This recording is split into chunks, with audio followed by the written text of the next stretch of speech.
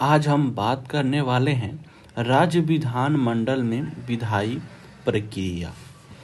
अक्सर हम सुनते हैं कि संसद में धन विधेयक कैसे पास होता है, लेकिन क्या आपने कभी सोचा है कि राज्य में पैसे से जुड़ा कानून कैसे बनता है? कौन तय करता है कि राज्य का सारा पैसा कहाँ खर्च होगा? क्या विधान परिषद इस बिल को रोक सकती है या फिर सारा अधिकार सिर्फ विधान सभा के पास होता है? आज इसी वीडियो में हम बहुत आसान भाषा में समझेंगे इन सारी चीज़ों को कि राज्य विधानमंडल में धन विधेयक की प्रक्रिया क्या होती है और क्यों कहा जाता है कि विधानसभा लोकसभा के बराबर है, विधान परिषद राज्यसभा के बराबर है और राज्यपाल राष्ट्रपति के समान शक्तियाँ रखते हैं। अगर आप यूपीएससी, पीसीएस या किसी भी प्रतियोगिता परीक्षा की तैयारी कर रहे हैं या फिर सिर्फ यह जानना चाहते हैं कि राज्य का बजट और पैसा किसके हाथ में होता है, तो इस वीडियो को अंत तक ज़रूर देखिए, क्योंकि आगे सब कुछ एकदम साफ हो जाएगा। तो चलिए समय को बर्बाद ना करते हुए और अपनी पढ़ाई को शुरू करते हैं। टॉपिक का नाम है राज्य विधानमंडल में विधायी प्रक्रिया। तो सबसे पहले हम ये देखेंगे कि ये विधायी प्रक्रिया किसे कहते हैं। सबसे पहले हम क्या देखेंगे कि विधायी प्रक्रिया किसे कहते हैं। ठीक है, तो विधेयक को पेश करने से लेकर, यानी कि बिल को पेश करने से लेकर राज्यपाल की स्वीकृति मिलने तक कि सभी चरणों की श्रृंखला को ही विधायी प्रक्रिया कहते हैं। किसको विधायी प्रक्रिया किसे कहते हैं, आपको समझ में आया? थोड़ा और स्पष्ट कर देते हैं। जैसे कि राज्य विधानमंडल में, ठीक है, अगर मान लीजिए कोई विधेयक या प्रस्तुत होता है, उस पर चर्चा होती है, मतदान होती है, दोनों सदनों से पारित होता है, राज्यपाल की स्वीकृति होती है, ठीक है, इन सभी चरणों को मिलाकर ही राज्य विधानमंडल की विधायी प्रक्रिया कहलाती है। इन सभी चरणों को मिलाकर क्या होता है, विधायी प्रक्रिया कहलाते हैं। अब चलिए जो मेन पॉइंट है वो देखते हैं। ठीक, कि राज्य विधानमंडल में विधायी प्रक्रिया आखिर में कहते किसे हैं। राज्य विधानमंडल में जो धन विधेयक यानी कि बिल प्रस्तुत होता है, कहाँ, राज्य विधानमंडल में जो धन विधेयक प्रस्तुत होता है उसके संदर्भ में वही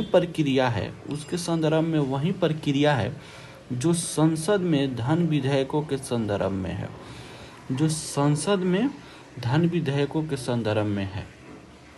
यानी कि कहने का मतलब है कि राज्य विधानमंडल में जो जिस प्रक्रिया से विधेयक पेश होगा, संसद में धन विधेयकों के संदर्भ में वही प्रक्रिया अपनाई जाती है, ठीक होती है। राज्य विधानसभा लोकसभा के समान शक्तियाँ रखती है। राज्य विधानसभा जो है लोकसभा के समान शक्तियाँ रखती है। राज्य का राज्यपाल राष्ट्रपति के समान शक्तियाँ रखता है।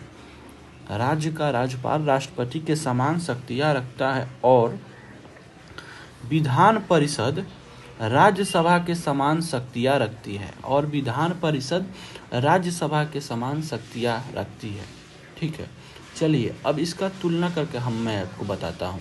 पहला चीज़ हम ये चीज़ देखे हैं कि राज्य विधानसभा, हम पहला चीज़ क्या देखे हैं, राज्य विधानसभा। तो राज्य विधानसभा किसके समान शक्तियाँ रखती हैं? राज्य विधानसभा जो है वो लोकसभा के समान शक्तियाँ रखती हैं। जैसे लोकसभा में धन विधेयक पेश किया जाता है, वैसे ही राज्य में धन विधेयक केवल विधानसभा में ही पेश होता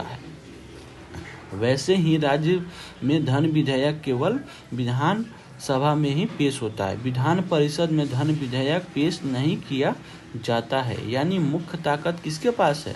यानी मुख्य ताकत विधानसभा के पास होती है। ठीक है, अब उसके बाद हम किसके बात कर रहे हैं? राज्यपाल की बारे में बात की है। ठीक है, राज्यपाल का है, राज्यपाल राष्ट्रपति के समान शक्तियाँ रखता है। इसका मतलब क्या हुआ? इसका मतलब ये हुआ कि जैसे संसद के पास होने के बाद धन विधेयक राष्ट्रपति के पास भेजा जाता है, वैसे ही राज्य में धन विधेयक राज्यपाल के पास में भेजा जाता है। राज्यपाल उसे मंजूरी दे सकता है या आरक्षित कर सकता है, ठीक है, यानी अंतिम स्वीकृति राज्यपाल देता है, ठीक राष्ट्रपति की तरह। जैसे बिल पास होके और अंतिम में कहाँ भेजा जाता है? राष्ट्रपति के बाद, उसी तरह विधानसभा में कहाँ भेजा जाता है? राज्यपाल के पास। अब हम बात किसकी करेंगे? विधान परिषद की बात करेंगे। विधान परिषद की बात करेंगे। विधान परिषद की बात करेंगे, ठीक है। किसके समान शक्तियाँ रखता है? राज्यसभा के समान शक्तियाँ रखता है। जैसे राज्यसभा धन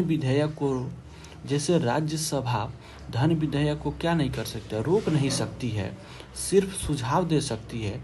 वैसे ही विधान परिषद भी धन विधेयक को अस्वीकार नहीं कर सकती है, सिर्फ सुझाव दे सकती है, ठीक है।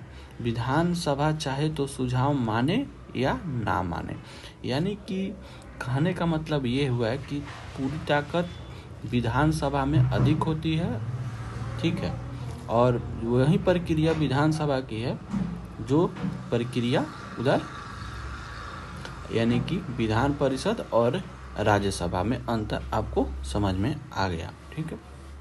अब हम बात करते हैं कि साधारण विधेयक जब राज्य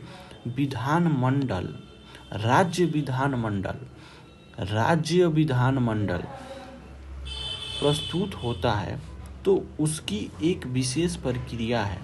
जब साधारण विधेयक राज्य विधानमंडल में, राज्य की बात कर रहा है, राज्य विधानमंडल में प्रस्तुत होता है तो उसकी एक विशेष प्रक्रिया है। उसकी एक क्या है? उसकी एक विशेष प्रक्रिया है। केस नंबर 1 क्या प्रक्रिया है उसकी देखते हैं।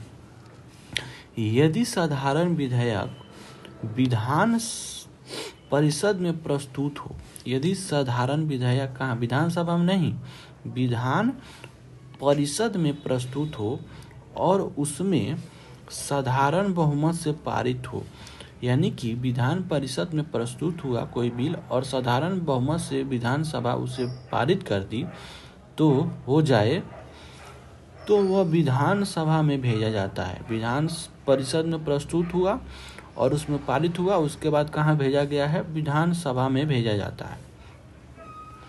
और यदि विधानसभा भी उसे पारित कर दे और विधानसभा भी उस बिल को पारित कर दे तो वह राज्यपाल के अनुमति के पश्चात कानून बन जाता है। वह राज्यपाल के अंतिम स्वीकृति कौन देगा? राज्यपाल। तो राज्यपाल के अनुमति के पश्चात कानून बन जाता है। ये बात कर रहा है राज्य विधान परिषद की, यानी कि राज्य के बारे में बात हो रहा है, इसलिए राज्यपाल को अंतिम में भेजा जाएगा। अगर संसद के संदर्भ में होगा, राज्यसभा विधानसभा के संबंध में होगा, तो ये भेजा जाएगा किसके पास? राष्ट्रपति के पास, ठीक है। और यदि विधानसभा इसे पारित ना करे तो बिल समाप्त हो जाता है। कहने का मतलब है कि कोई बिल अगर विधान परिषद में पारित हुआ और उसके बाद वो भेजा गया है कहाँ? विधानसभा के पास, और विधानसभा भी उसे पारित कर देगा तो उसको भेजा जाएगा राज्यपाल के पास, और राज्यपाल सिग्नेचर कर देगा तो बिल पास हो जाएगा, ठीक। अगर मान लीजिए कि बिल है विधानसभा ने पारित किया और विधान परिषद ने पारित किया और विधानसभा ने उसे पारित नहीं किया तो बिल क्या हो जाएगा? तो बिल समाप्त हो जाता है, ठीक है। और विधानसभा उसे पारित ना करे तो बिल क्या हो जाएगा? बिल समाप्त हो जाएगा, बिल समाप्त हो जाता है, ठीक है। आई होप समझ में आया होगा। केस नंबर 2 क्या कहता है ये चीज़ देखते हैं। केस नंबर 2 कहता है कि यदि साधारण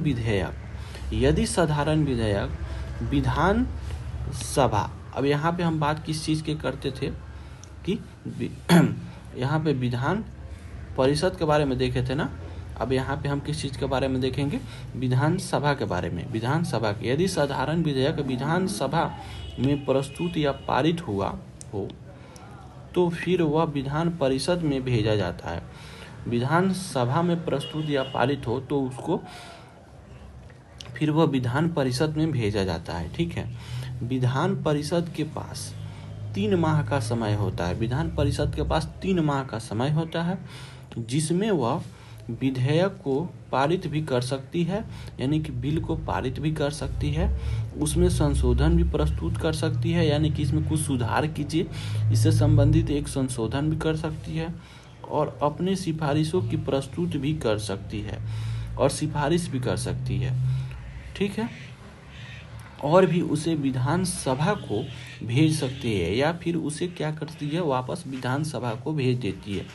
विधानसभा विधान परिषद के द्वारा प्रस्तुत किए गए संशोधनों और सिफारिश को मानकर विधानसभा विधान परिषद के द्वारा प्रस्तुत किए गए संशोधनों और सिफारिश को मानकर, यानी कि विधान परिषद बोलेगी कि इसमें कुछ संशोधन कीजिए। ठीक है, तो उसको मानकर विधानसभा उसको मानकर अथवा ना मानकर इस विधेयक को फिर से विधान परिषद के पास भेजता है।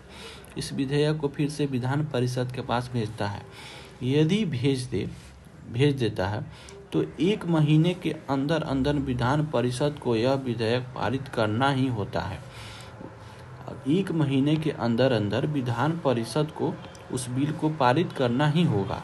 अगर नहीं करेगा तो क्या करेगा भाई, अन्यथा विधेयक पारित मान लिया जाएगा। अच्छा, ये देखो, अगर पारित नहीं किया तो अपना मन ही पारित मान लिया जाएगा। ठीक है, इस प्रकार विधान परिषद एक साधारण विधेयक को अधिकतम 4 माह तक अपने पास रख सकती है।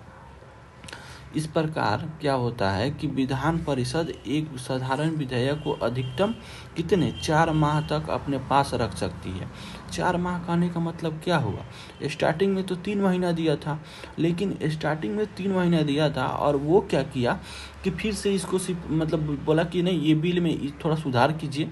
तो सुधार करने के पश्चात या सुधार नहीं करे फिर उसी तरह उसको भेज दे, तो क्या करेगा, तो 1 महीना तक अगर दोबारा भेज देता है ना तो 1 महीना तक लास्ट रखेगा, और 1 महीना के बाद कोई जवाब नहीं देगा ना विधान परिषद, तो क्या होगा कि बिल स्वतः ही पारित मान लिया जाएगा। ये ताकत होती है विधानसभा के पास। ये ताकत क्या होती है, विधानसभा के पास। ठीक है, इस केस में हम ये चीज़ देखें कि विधानसभा कोई बिल को विधान परिषद के पास भेजती है, और विधान परिषद इस बिल को क्या करता है कि संशोधन करने के लिए भेज देता है, और विधान सभा फिर संशोधन नहीं करके उस बिल को वैसे ही भेज देती है, और इसका जवाब अगर विधान परिषद नहीं देता है तो बिल स्वतः ही पारित हो जाएगा। इस केस में हम ये चीज़ देखे थे, और इस केस में हम क्या चीज़ देखे थे, केस 1 में हम क्या देखे थे कि विधान परिषद में कोई बिल प्रस्तुत हुए या पारित हुआ और वो कहाँ भेजा गया, विधानसभा के पास, और विधानसभा अगर पारित करते तो उसको भेज दिया जाएगा राज्यपाल के पास।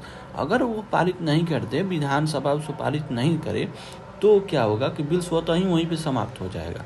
लेकिन यहाँ पे समाप्त नहीं होगा, अगर वो विधानसभा अगर भेज देती है विधान परिषद के पास, यानी कि समझ रहे हैं ताकत किसके पास है, विधानसभा के पास ताकत होती है। ठीक है, विधान सभा के पास ताकत होती है, विधान परिषद के पास उतना ताकत नहीं होता है। ठीक है, आई होप कि वीडियो समझ में आया होगा, और फिर से मिलते हैं नेक्स्ट वीडियो नेक्स्ट टॉपिक के साथ। Thank you for watching the video. और आज 1 जनवरी है, आप सभी को हैप्पी न्यू ईयर 2026। मेरी शुभकामना है कि आप सभी सुख रहें, अच्छे से रहें और अपनी पढ़ाई को कंटिन्यू करें, और भगवान करे आपकी जल्दी से अच्छी से जॉब लगे, आप तरक्की करें, और मेरी यही शुभकामनाएं हैं। Happy new year again. Thank you for watching the video.